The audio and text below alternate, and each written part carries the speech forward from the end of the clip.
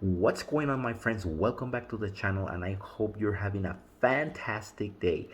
I will be doing a series of videos titled Texas Gun Ownership 101, where I am going to give you all the basic info you need to know and consider when it comes to gun ownership, Texas gun laws, and your responsibility as a firearm owner. This will be part one of the series, so please consider subscribing in order to access and get notified of the next video.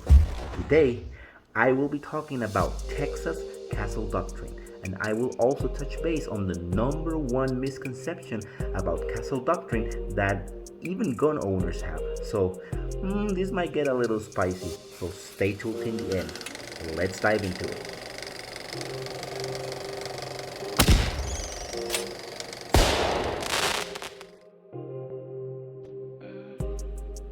As a responsible law-abiding gun owner, it is important that you know the law and how it applies to you at all times and places that you go. Remember that in Texas, under the Penal Code, there is a very important phrase that is included in the text, and I quote, "Ignorance of the law is not an excuse for prosecution."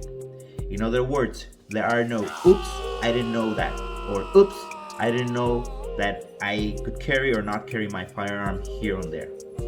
As a gun owner, it is your responsibility to know. So let's talk about Castle Doctrine. Castle Doctrine is based on the idea that a person's home is their castle, and as the homeowner, you are the king or queen of that castle. Inside your castle, under certain circumstances, Texas law presumes that you acted reasonably and justifiably if you use force or deadly force to defend yourself against an intruder who enters your occupied habitation, vehicle, or place of business or employment.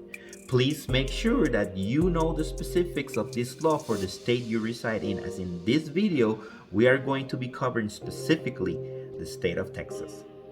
So, where does Castle Doctrine covers you? Before I answer that, let me point out that in Texas, you do not need a license in order to purchase a firearm, and this has been the case even before the Texas permitless carry law entered into effect in 2021.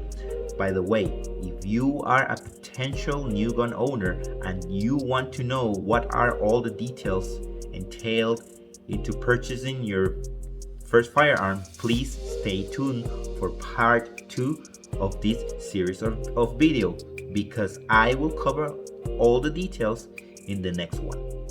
So before and after permitless carry, you could and still own a gun and have it confined to your home and vehicle, and only a license was needed if you wanted to take that firearm outside of your property lines or outside of your vehicle. Castle Doctrine covers an individual while they are in their home, vehicle, or place of business with certain restrictions.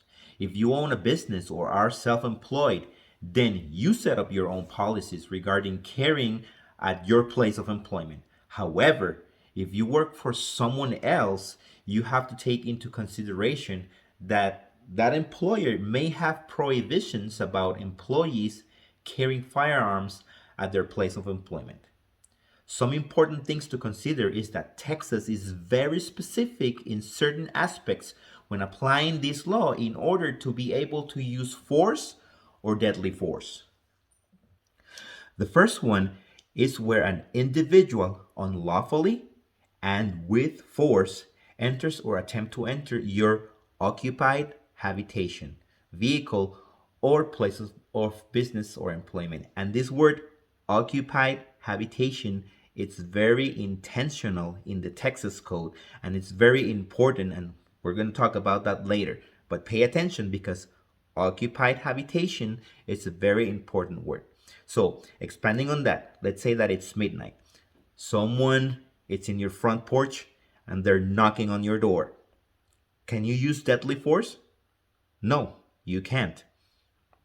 You have the option to call the cops, let them deal with it, or you can ask through maybe your doorbell or through your door and ask what is it that they want and ask the person to leave your property. As simple as that. Now, let's say the same scenario, let's assume the same scenario, but this person, instead of knocking, is actively kicking the door, like he wants to break it down. Now he's not only trespassing, but he's also using force and attempting to gain access to your occupied habitation, aka your home. That changes things a little bit. And now you can assume that your life is in danger, and Texas gives you the legal right to use deadly force if it's necessary. Now, the second situation is somewhat similar, but it goes like this. If an individual unlawfully and with force removes or attempts to remove you from your occupied habitation, vehicle, or place of business or employment. So this translates into kidnapping or carjacking. Let's say you are in your car at the mall, you're parked, and someone approaches your car and tries to remove you from your car to steal it.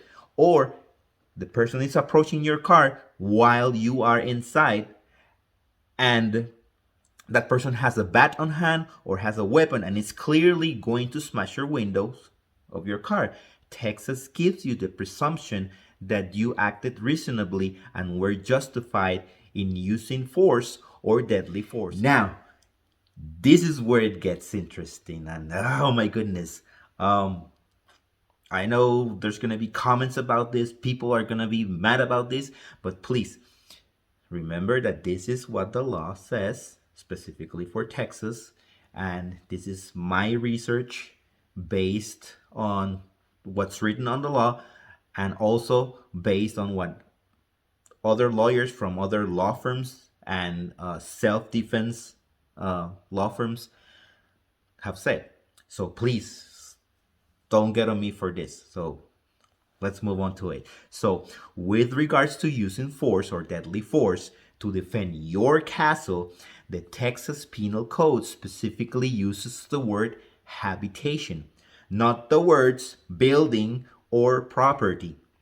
This terminology in Texas Penal Code is very important for every gun owner to understand, because not knowing this could lead to a very common misconception that can in turn end you as a gun owner behind bars. Remember that when using deadly force, number one, you are responsible for every single shot that comes out of your firearm. And once you pull that trigger, there can be very difficult legal battles for you. And you ultimately will need to prove that you were justified in doing so. Number two, remember that as we stated in the beginning, ignorance of the law is not an excuse for prosecution. So you need to make sure you know the law and how to apply it. Going back to the use of the word habitation in the Texas Penal Code, the Castle Doctrine does not cover your entire piece of property. The legal term habitation is defined by in Texas Penal Code 30.01 as follows: a structure or vehicle adapted for the overnight accommodation of persons, and includes each separately secured or occupied portion of the structure or vehicle, and each structure appurtenant to or connected with the structure or vehicle. This means structures that are detached from where you sleep at night are not considered to be your habitation. Your front and rear backyards are not considered to be your habitation. Your front porch, even though it's part of your property, is not your habitation. For example, Texas law does not consider your pergola or your shed in the back or your barn as part of your habitation. So make sure that you do not fall victim to the common misconception, even among gun owners, that Castle Doctrine gives you the legal right or a blank check to use deadly force just because someone is in your property. It does not. Many people think that the law allows you to use deadly force against a mere trespasser. I have heard many times, hey, about the person that's in your front yard. Just shoot him and drag him inside of your property, then you call the cops. No, incorrect. Texas Penal Code 9.41 allows you to use force, not deadly force, that is reasonably necessary to prevent or terminate another's trespass in your land. Now, you still have the legal right to remove trespassers from your property. However, you are limited to only using non-deadly force to do so. Texas Penal Code 9.04 states that for defensive purposes, the display of a weapon in order to create apprehension in another person is considered a use of force, not deadly force. So that means if someone trespasses on your property, you might go out with your firearm, with your flashlight on hand, and yes, you might be pointing at the person, but that is considered use of force. It is not deadly force until you actually pull the trigger.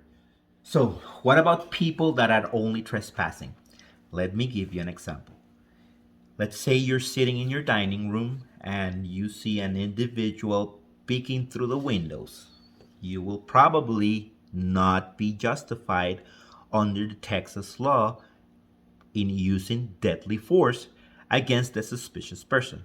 However, if the same person it breaks the window and climbs through, then you will be legally justified in using deadly force.